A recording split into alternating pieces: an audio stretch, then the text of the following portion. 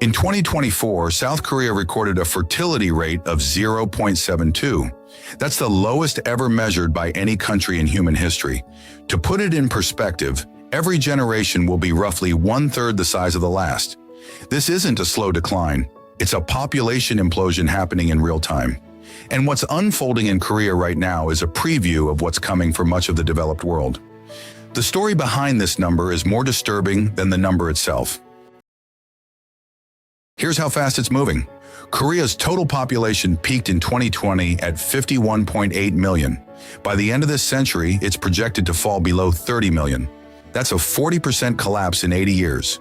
Japan, often cited as the aging capital of the world, took 90 years to drop from a fertility rate of 2 to 1.3.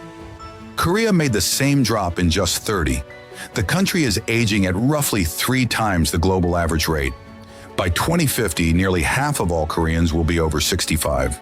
There simply won't be enough working-age adults to staff hospitals, run buses, or fill army units.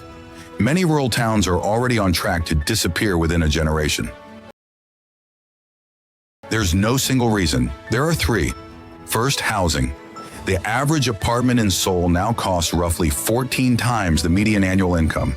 To buy a small 2-bedroom unit, a young couple needs to save for decades or borrow against their parents' wealth. Marriage and children quietly become economic luxuries. Second, education. Korean parents spend an enormous portion of their income on private tutoring, and the pressure starts as early as age 4. It continues all the way until the university entrance exam.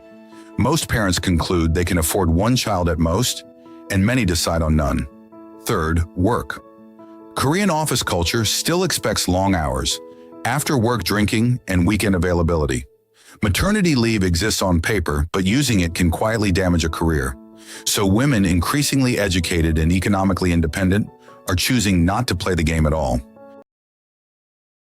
The consequences are arriving on schedule.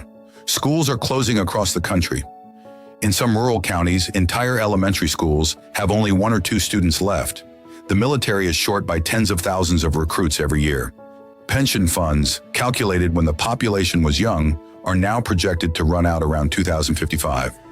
By then, roughly 2 working adults will support 1 retiree instead of the current ratio closer to 4 to 1. Hospitals in smaller cities are already struggling to find doctors willing to relocate. The government has spent over $200 billion on pro-family policies in the past 2 decades. The fertility rate kept falling anyway. So why does any of this matter outside of Korea? Because Korea is not the exception. It's the leading edge.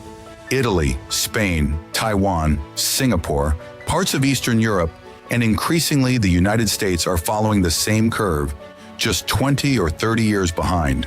The cluster of forces that broke Korea's birth rate, expensive housing, expensive education, demanding work culture, declining trust in long-term commitments are present in every society where prosperity has been recently achieved. What's happening in Korea isn't a Korean problem. It's a stress test for what advanced economies look like when the basic assumptions of growth stop holding. The world will be watching Korea for the next 2 decades, whether it knows it or not.